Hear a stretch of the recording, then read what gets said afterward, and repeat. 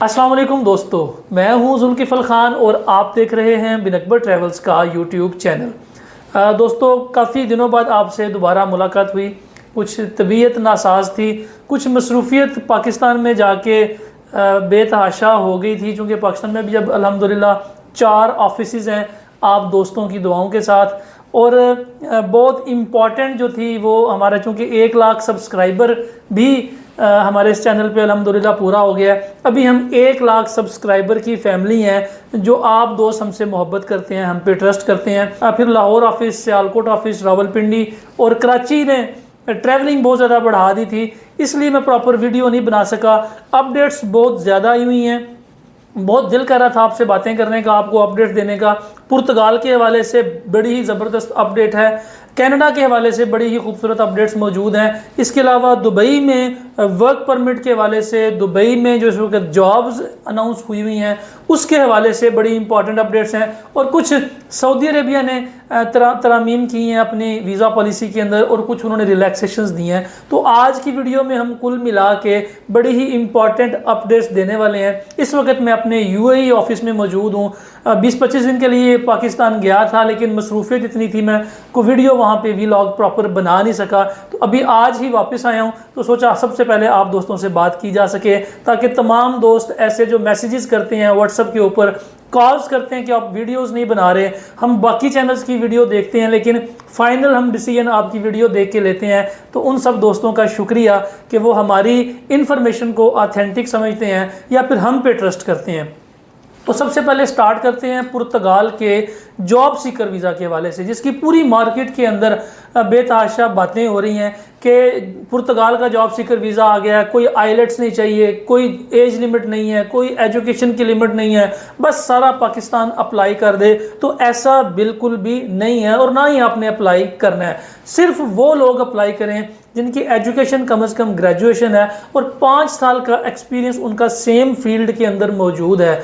इसलिए कि जब आप जॉब सीकर वीज़ा के लिए अप्लाई करते हैं तो 3 आपको मेन चीज़ें चाहिए होती हैं। आपको लैंग्वेज आनी चाहिए, इंग्लिश लैंग्वेज आनी चाहिए, आपकी एजुकेशन हो, आपका एक्सपीरियंस हो, आपकी डिग्री जो है वो पुर्तगाल की डिग्री के इक्विवेलेंट होनी चाहिए कि आपकी जो ग्रेजुएशन है वो पुर्तगाल में किस डिग्री के इक्वल है, आपने जिस कोर्स में स्टडी की हुई है वो वहाँ पे किस कोर्स के इक्वल है। तो इसलिए बेतहाशा लोग जॉब सीकर वीज़ा के लिए अप्लाई कर रहे हैं कि जी उनकी रिक्वायरमेंट ये है, उनकी रिक्वायरमेंट ही कोई नहीं है। तो 0% इसकी वीज़ा रेशो है उन लोगों के लिए जो विदाउट एजुकेशन, विदाउट आइलेट्स और विदाउट किसी भी एक्सपीरियंस के अप्लाई कर रहे हैं। वो लोग अप्लाई ना करें। हाँ, वो लोग अप्लाई करें जिन्होंने एटलीस्ट ग्रेजुएशन की हुई है, जिनकी अंग्रेज़ी अच्छी है, सीवी में जान है, कवर लेटर के अंदर जान है, वो लोग अप्लाई करें। अप्लाई करना बहुत आसान है, ऑनलाइन आप खुद भी अप्लाई कर सकते हैं। अगर आप हमारी सर्विसेज लेना चाहते हैं तो हम भी आपको ये सर्विसेज दे सकते हैं। अप्लाई करना बहुत आसान है, लेकिन इसका हरगिज़ ये मतलब नहीं है कि सब लोग अप्लाई करें, क्योंकि पुर्तगाल कोई ऐसा कंट्री नहीं है जहाँ पे बेतहाशा जॉब्स निकलती हों, या बहुत अमीर मुल्क नहीं है। वो एक एवरेज सा मुल्क है जिसकी इकॉनमी भी एवरेज सी है, इसलिए वहाँ पे इतनी जॉब्स नहीं निकली कि आप जॉब सीकर वीज़ा लेके वहाँ पे पहुँच जाएं। ये तो था पुर्तगाल के हवाले से। इसके अलावा बड़ी इंपॉर्टेंट अपडेट्स जो कनाडा से आ रही हैं। कनाडा में जिन लोगों के ने हमारे थ्रू अप्लाई किया था उनको बहुत ज़्यादा रिस्पांस आ रहा है फरवरी के मंथ में, और जनवरी एंड में बहुत ज़्यादा रिस्पांस आए हैं, ईमेल्स आई हैं, कॉल्स आई हैं। उसकी वजह ये है कि कनाडा में जो हायरिंग का प्रोसेस, मैंने पिछली वीडियो में बताया था कि जो हायरिंग का प्रोसेस स्टार्ट हुआ है मई और जून के लिए, उसकी जो हायरिंग के इंटरव्यूज़ हैं वो बहुत हद तक होना शुरू हो गए हैं। तो जो लोग कनाडा के लिए अप्लाई करना चाह रहे हैं, ये फरवरी बड़ा ही आइडियल सीज़न है, क्योंकि इसमें रिस्पांस रेट बहुत ज़्यादा है एज़ पर दिसंबर और नवंबर के। इसमें रिस्पांस बहुत ज़्यादा है, हायरिंग बहुत ज़्यादा हो रही हैं। और जो कनाडा ने कुछ नरमियाँ की हुई हैं अप्लाई करने के लिए, कुछ एक्सपीरियंस के अंदर, कुछ जो उनकी लैंग्वेज है आइट्स के अंदर कुछ रिलैक्सेशंस की हुई हैं कि उन लोगों को भी रिस्पांस आ रहा है जिनके पास एजुकेशन भी कम है, आइट्स भी नहीं है, तो उनको भी कॉल्स कनाडा से आ रही हैं जॉब्स के हवाले से, उनके इंटरव्यूज़ हो रहे हैं। तो जो लोग कनाडा के लिए अप्लाई करना चाह रहे हैं वो भी देर ना करें, वो भी लाजमी इसमें अप्लाई कर दें। खुद भी अप्लाई कर सकते हैं, बड़ा आसान है, कोई मुश्किल नहीं है। उनकी जॉब बैंक के ऊपर जाएं और जाके अपना सीवी और कवर लेटर वहाँ पे चढ़ा दें, आपको वहाँ से रिस्पांस आएगा। दूसरी ऑप्शन ये है कि इसमें आप हमारी सर्विसेज भी ले सकते हैं। हमारे ऑफिसेज जो हमारे रेगुलर सब्सक्राइबर हैं, रेगुलर व्यूअर्स हैं, उनको अंदाज़ा है कि हमारे 5 ऑफिसेज हैं। एक ऑफिस दुबई में है जहाँ पे मैं बैठा हुआ हूँ, एक कराची में है, एक रावलपिंडी में है, एक लाहौर में और एक सियालकोट में। आपका ताल्लुक अगर पाकिस्तान से है तो आप हमारे इन ऑफिसेज में कांटेक्ट कर सकते हैं। अगर आपने यूएई ऑफिसेज की सर्विसेज लेनी है तो स्क्रीन के ऊपर हमारे सारे नंबर्स आ रहे हैं, आप इन नंबर्स पे कॉल करके हमारी सर्विसेज ले सकते हैं। व्हाट्सएप पे अपने डॉक्यूमेंट्स भेज के अपनी असेसमेंट करवा सकते हैं, क्योंकि सबसे पहले हम ये असेसमेंट करते हैं कि आप कनाडा, पुर्तगाल या किसी भी कंट्री में जाने के लिए एलिजिबल हैं या नहीं है। अगर आप एलिजिबल नहीं हैं तो फिर हम आपका केस नहीं लेंगे। इसके अलावा बड़ी ही इंपॉर्टेंट अपडेट्स वो सऊदी अरेबिया से है।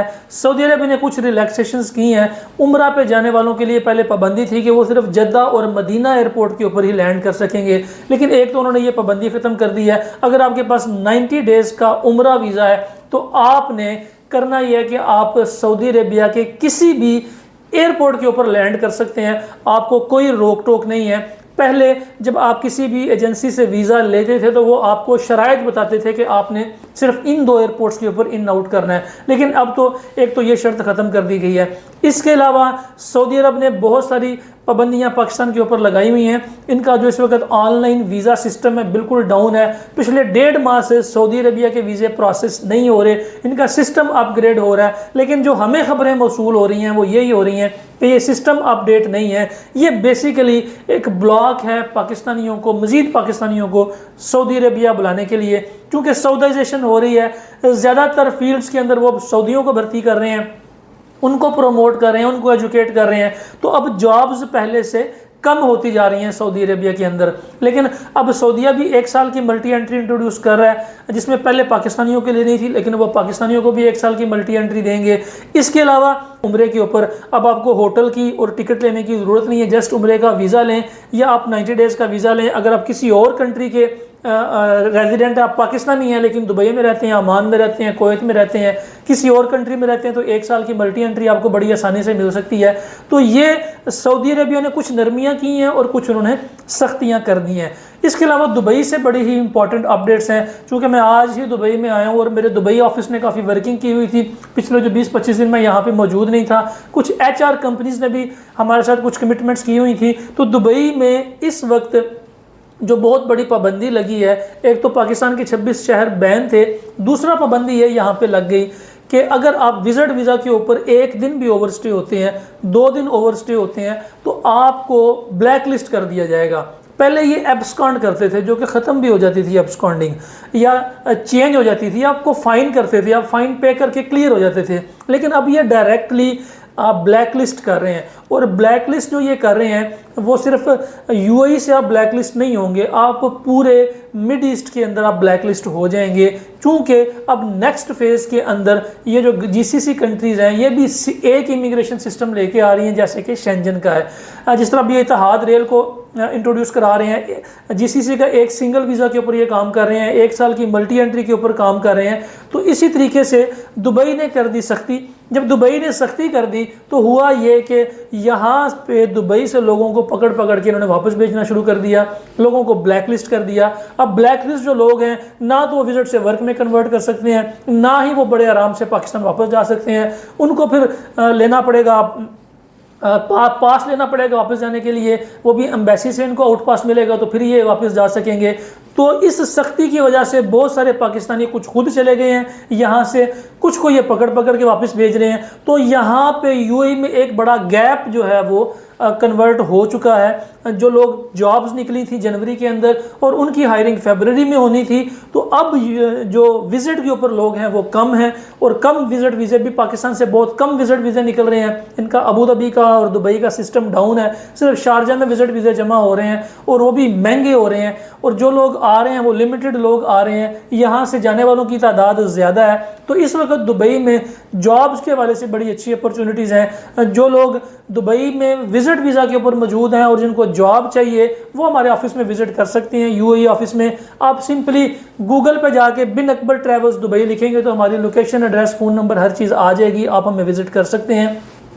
इसके अलावा यूएई में क्लीनर की जॉब्स बहुत ज़्यादा निकल रही हैं, सिक्योरिटी गार्ड्स की जॉब्स बेतहाशा निकल रही हैं, हेल्पर्स की, शॉपिंग मॉल हेल्पर्स की। तो जो लोग इस फील्ड के अंदर यूएई में आना चाहते हैं वो विज़िट वीज़ा लें पाकिस्तान से और यूएई विज़िट करें। यहाँ पे इस वक्त ये जॉब्स बेतहाशा निकल के आ रही हैं। इस वक्त जो ये सारी अपडेट्स थी वो पाकिस्तान में जो पाकिस्तान से लोग वीज़ा अप्लाई करना चाह रहे हैं, कनाडा का, पुर्तगाल का, दुबई का, सऊदीया का, उनके लिए ये बड़ी ही इंपॉर्टेंट अपडेट्स थी। एक दफ़ा फिर दोबारा शुक्रिया अदा कर रहा हूँ उन 1 लाख सब्सक्राइबर का, 1 लाख फैमिली का, जिन्होंने हम पे ट्रस्ट किया, जिन्होंने हमारे चैनल को सब्सक्राइब किया और शुरू से लेके अब तक हमारे साथ चलते हुए आ रहे हैं। फिलहाल के लिए इतना ही। अपना और अपने साथ रहने वालों का खास ख्याल रखिएगा, अपने इस चैनल का भी। मुझे दें इजाज़त।